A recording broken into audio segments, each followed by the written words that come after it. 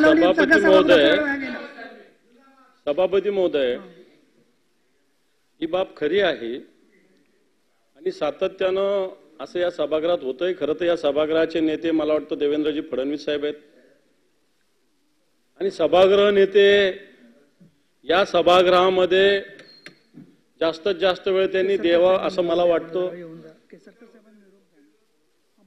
आणि हा वेळ देत असताना विरोधी पक्षनेते बोलत असताना मुख्यमंत्री किंवा दोन उपमुख्यमंत्री आहे आणि दोन उपमुख्यमंत्री असताना मुख्यमंत्री असू शकतात व्यस्त, परंतु दोन मुख्यमंत्री चालू आहे तुम्हाला सांगितलं ना, दोन उपमुख्यमंत्री सोडून त्यांनी यावं, संपल्यावर इथे यायला सांगा. मी सांगितलं, परंतु मला असं वाटतं अनिल परब साहेब हे विरोधी पक्षाचा मुद्दा मांडत होते. याआधी सुद्धा आमची याविषयी चर्चा झालेली होती.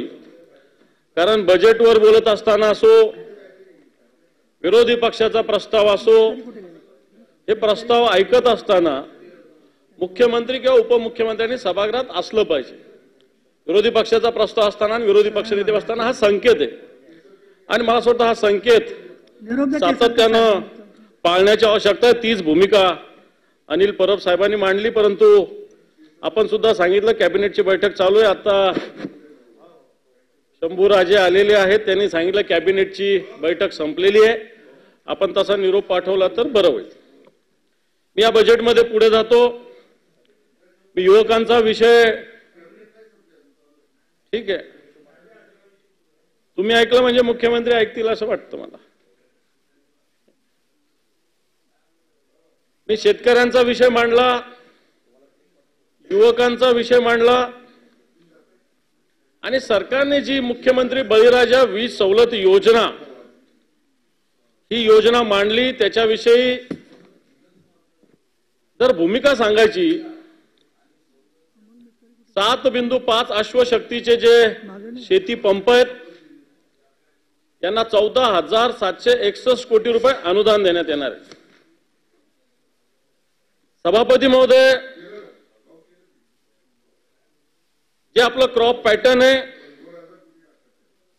याच्यावर विभागवार वीज दर ठेवण्याकरता समिती गठीत करण्यात आलेली होती. तिचं काय झालं हा माझा सरकारला प्रश्न आहे. आणि जी थकबाकी आहे मागच्या काळातली, याच्याविषयी महावितरणला कशा पद्धतीने आपण अनुदान देणार आहोत, सरकार कशा पद्धतीने अनुदान देणार आहे, वाटतं सरकारने बजेटमध्ये या सगळ्या विषयाचं कुठेही उल्लेख केला नाही. मी साधा मुद्दा मांडतो. माझ्याकडं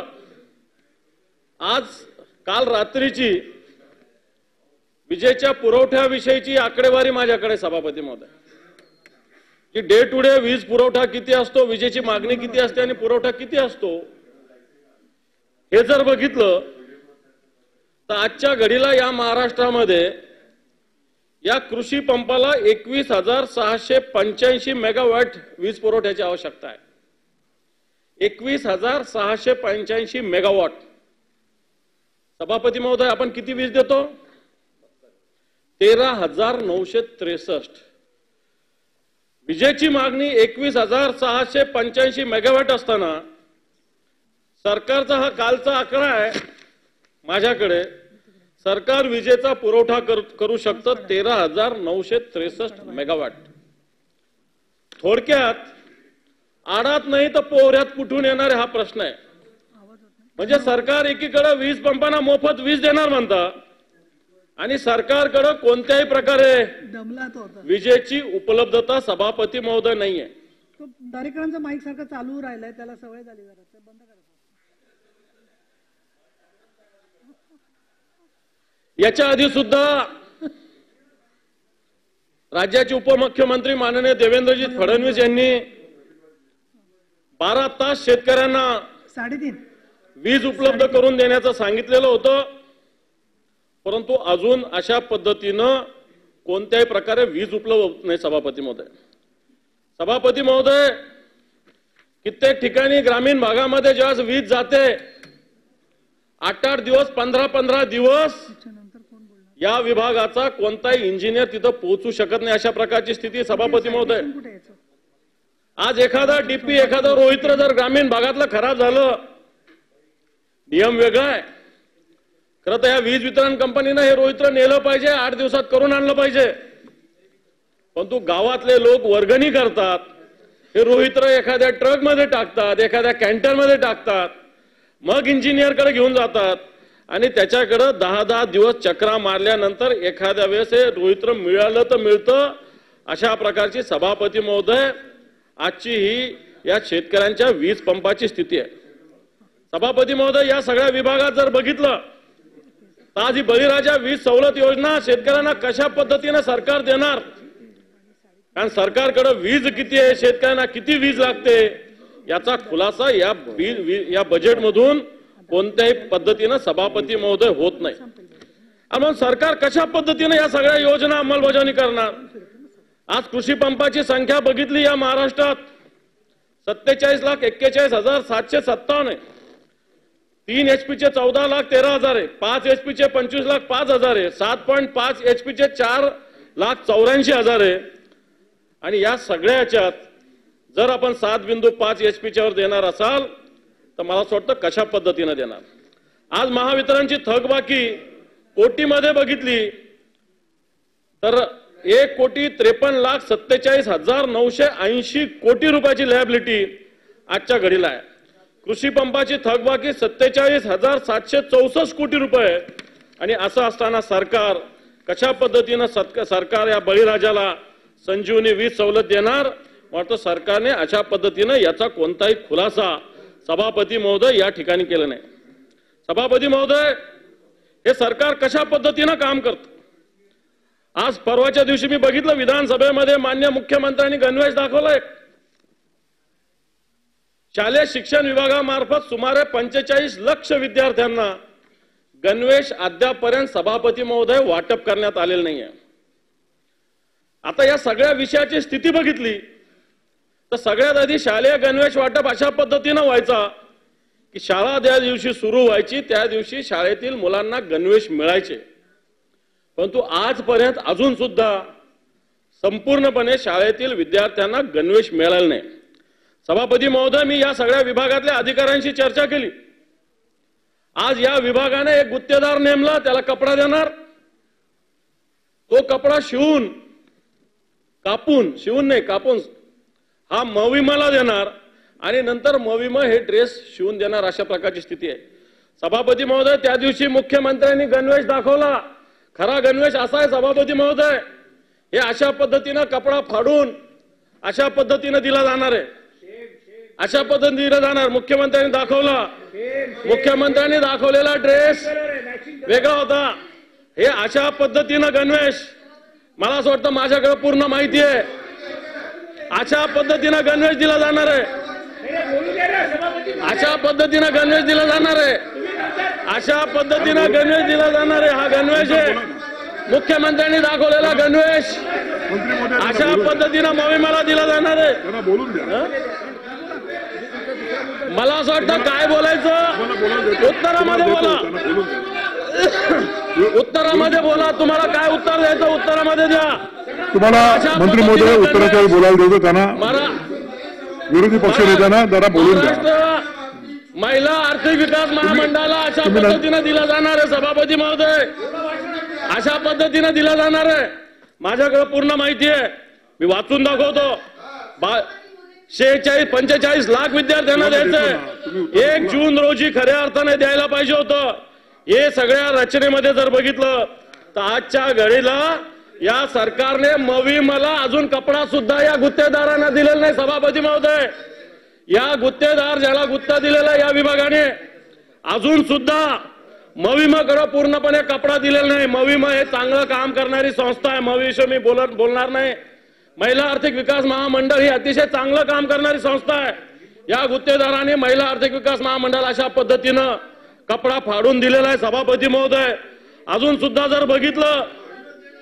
सुद्धा बघितलं तर अजूनही जवळपास हे 45 लाख गणवेश हे 1 सप्टेंबर पर्यंत सुद्धा होऊ शकत नाही, अशा प्रकारची स्थिती आहे.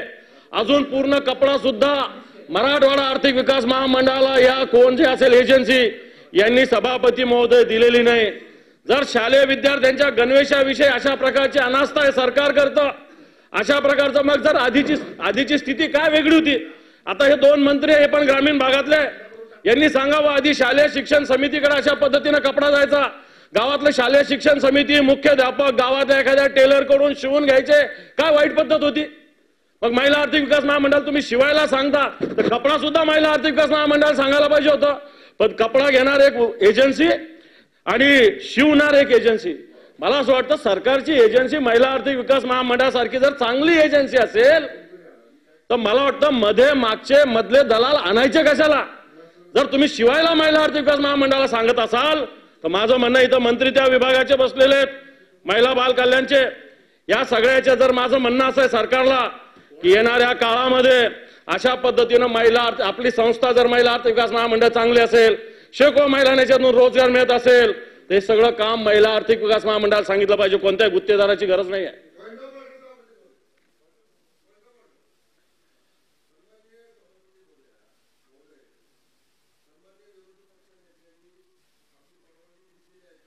ते कापड सभागृहामध्ये आणून दाखवायला, कुठलीही वस्तू ही बाहेरून आत आणून अशा पद्धतीने त्याचं प्रदर्शन करायला दाखवायला चेअरची सन्मान्य सभापतींची परवानगी लागते. आपण इथं बसण्यापूर्वी माननीय सभापती महोदय इथं होत्या, त्यामुळे या पद्धतीनं जर त्यांनी परवानगी घेतली असेल तर आपण त्याचा खुलासा करावा की बाबा त्यांनी परवानगी घेतलेली आहे. मला असं वाटतं सरकारने उत्तरामध्ये हे पहा मी तर मग आता डिटेल सांगेल, मी डिटेल सांगेल. तपासून बघतो मी तपासून बघतो. नाही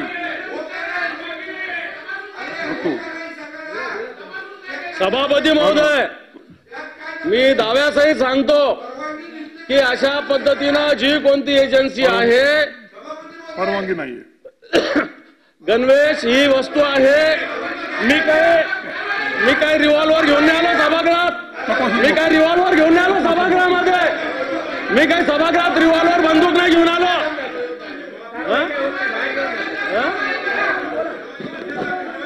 नाही मी काही सभागृहात बंदूक नाही घेऊन आलो. काय झालं?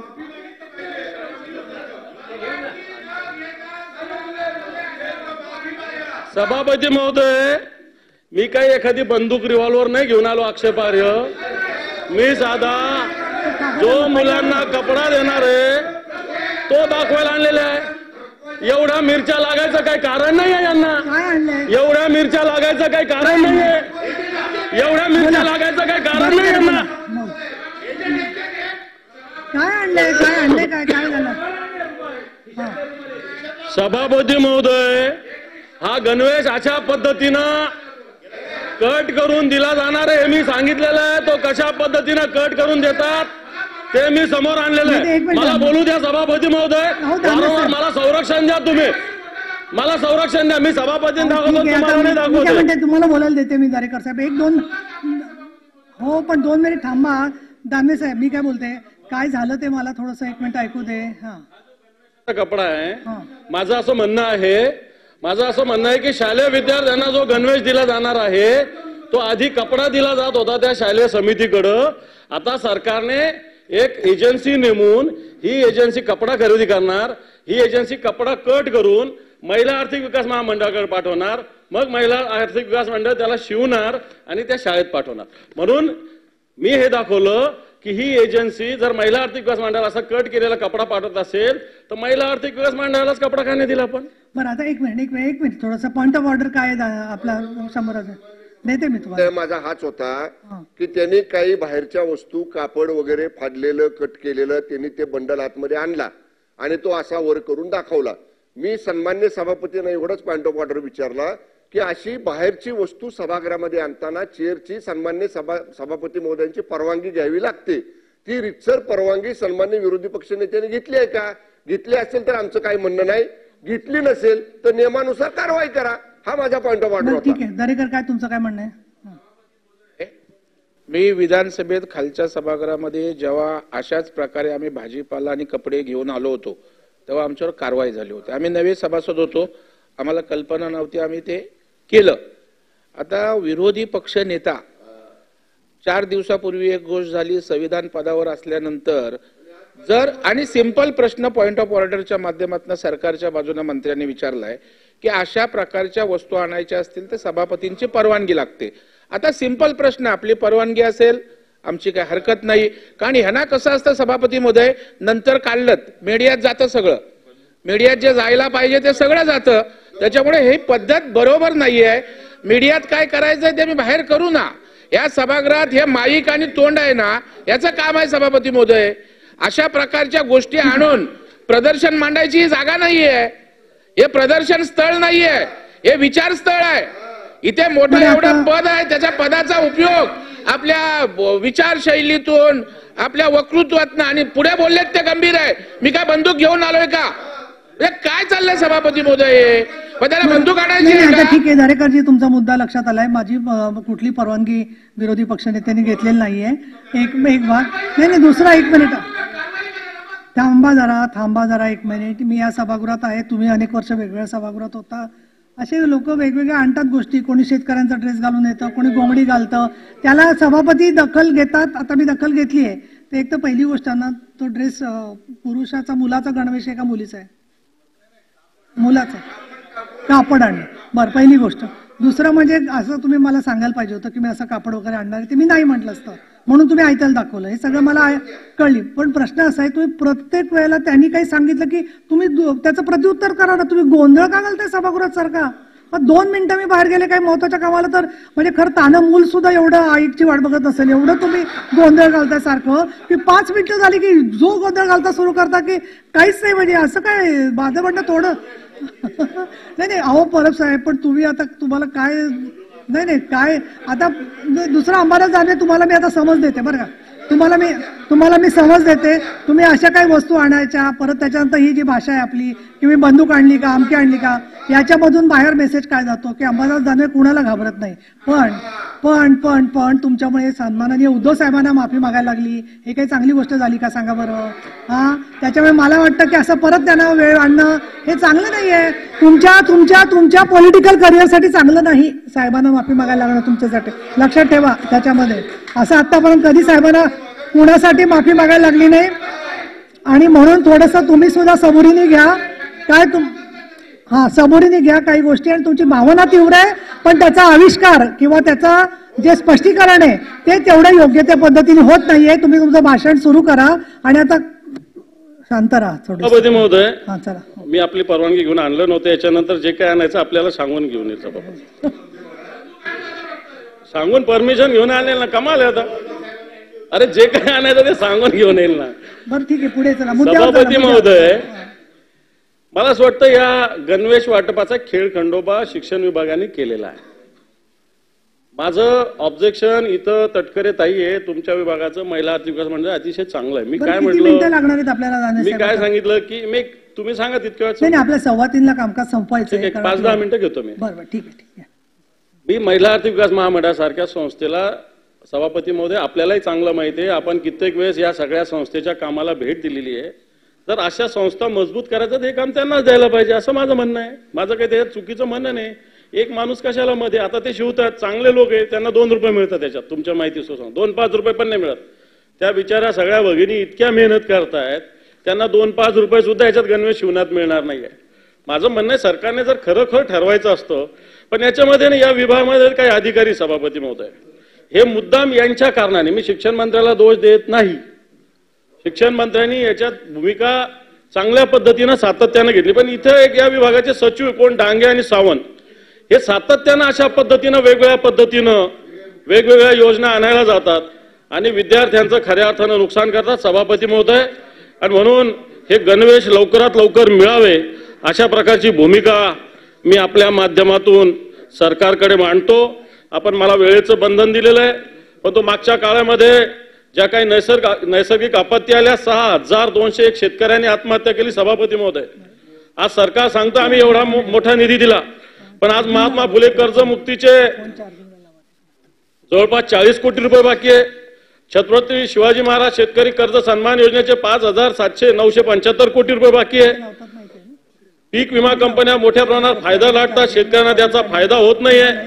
आणि या सगळ्या विषयामध्ये सगळ्यात महत्वाचं या सरकारने नमो शेतकरी महासन्मान निधी, ओ मंत्री महोदय, नमो शेतकरी महासन्मान निधी डिक्लेअर करताना सांगितलं पंतप्रधान शेतकरी सन्मान निधीच्या बरोबर दिली जाणार. पण मागचा हप्ता जो केंद्राचा आला त्याच्याबरोबर नमोचा यावेळेचा 2,000 रुपयाचा हप्ता शेतकऱ्यांना गेला नाही. याचाच अर्थ या शेतकऱ्याची आर्थिक पत चांगली नाही, अशा प्रकारची सभापती महोदय या सगळ्याच्या मध्ये स्थिती आहे. सभापती महोदय, शेतकऱ्यांच्या विषयी स्वतंत्र प्रस्ताव निश्चित त्याच्यावर बोलेल, परंतु आज या शेतकऱ्यांच्या नावाने फक्त जी योजना इथं जाहीर केली, मला असं वाटतं त्याच्यासाठी कोणत्याही प्रकारची व्यवस्था इथं नाही. कांद्याच्या अनुदानाच्या विषयी, सोयाबीनाच्या अनुदानाविषयी, तुरीविषयी दुपारी चर्चा झाली, पण आज कांद्यामध्ये आपण एक देश एक निवडणूक घोषणा करतोय, एक देश जीएसटी संकल्पना आहे, पण गुजरातच्या कांद्याला निर्यातीला बंदी नाही, महाराष्ट्राच्या कांद्याला निर्यातीला बंदी घातली जाते. आणि या पद्धतीनं जर सरकार वागत असेल तर मला वाटतं शेतकऱ्यावर ज्या पद्धतीनं अन्याय होतोय आजच्या घडीला या अन्यायाला पारावर नाही. सभापती महोदय, मागच्या वर्षीच्या बजेटमध्ये सरकारने कृषी कायदे आणण्याची घोषणा केली होती. आता हे वर्ष पूर्ण झालेलं आहे, परंतु हे काही शेतकऱ्यांसाठी कृषी कायदे, कारण ठिकठिकाणी शेतकऱ्याची फसवणूक होते, बी बियाण्यामध्ये फसवणूक होते सभापती महोदय, ठिकठिकाणी खतामध्ये सभापती महोदय फसवणूक होते. परंतु या सगळ्या स्थितीमध्ये या शेतकऱ्यांना कोणत्याही प्रकारचा न्याय दिला जावा अशा प्रकारची सभापती महोदय कोणती स्थिती नाही. दुधाच्या विषयी मी बोलणार नाही, कारण याच्यावर स्वतंत्र ज्यावेळेस आमचा विरोधी पक्षाचा प्रस्ताव त्याच्यात आम्ही बोलू. जलयुक्त शिवार सारख्या योजना असताना आज या योजनेचा किती फायदा झाला, किती टँकर या महाराष्ट्रात चालू आहे, अशा प्रकारची स्थिती सभापती महोदय निश्चित आहे. आज मराठवाड्यासाठी एक स्वतंत्र बैठक या मंत्रिमंडळानं घेतली होती. मागच्या 16 सप्टेंबरला 46,000 कोटी रुपये देण्याची घोषणा केली होती, परंतु या मराठवाड्याच्या घोषणेचा या ठिकाणी कोणत्याही प्रकारचा उल्लेख आज या सगळ्या बजेटमध्ये सभापती महोदय निश्चित नाही.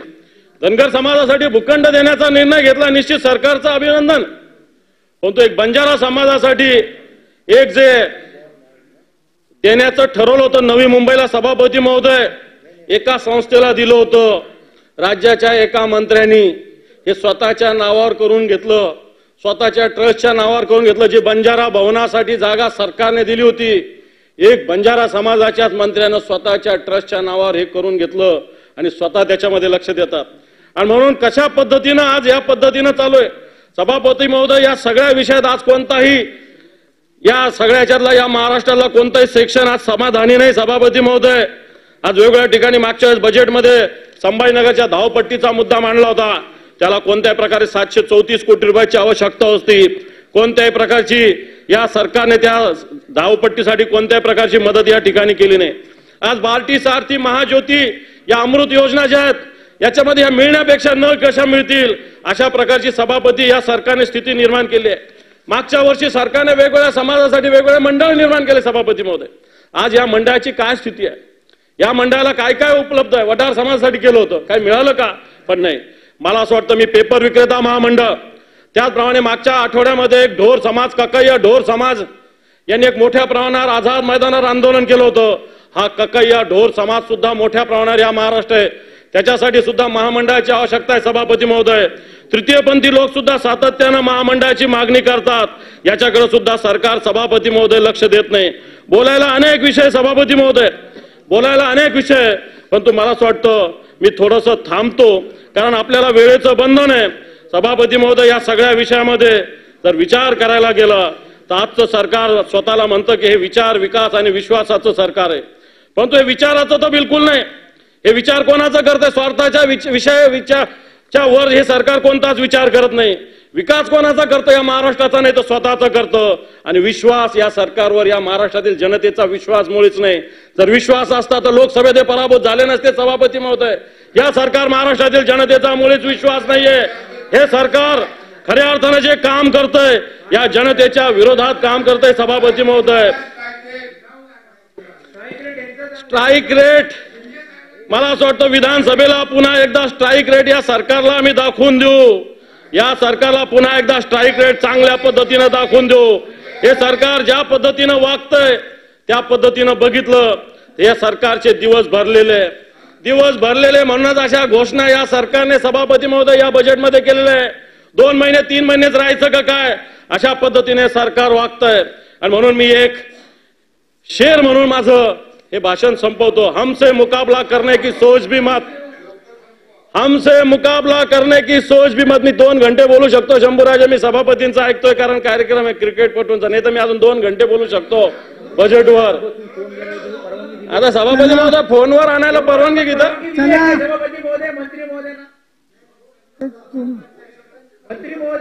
नाही, कोणालाच परवानगी नाहीये, पण आता नका त्यांच्या समोर तरी दाखवू नका फोन.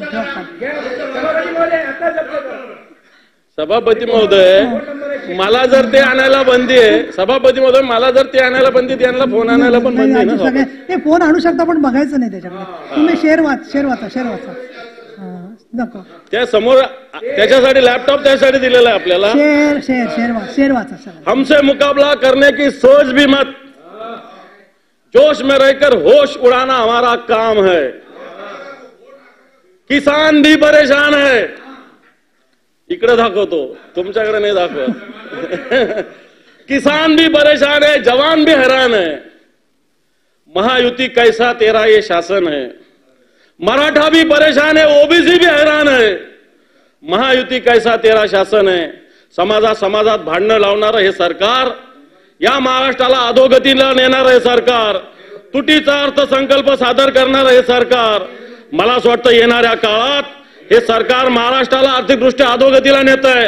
आणि म्हणून हा अर्थसंकल्प जनतेच्या विरोधातला आहे, घोषणाबाज अर्थसंकल्प आहे, या महाराष्ट्राला अधोगतीला नेणार आहे अशी भूमिका मी व्यक्त करतो आणि थांबतो. सभापती महोदय धन्यवाद. जय हिंद, जय महाराष्ट्र.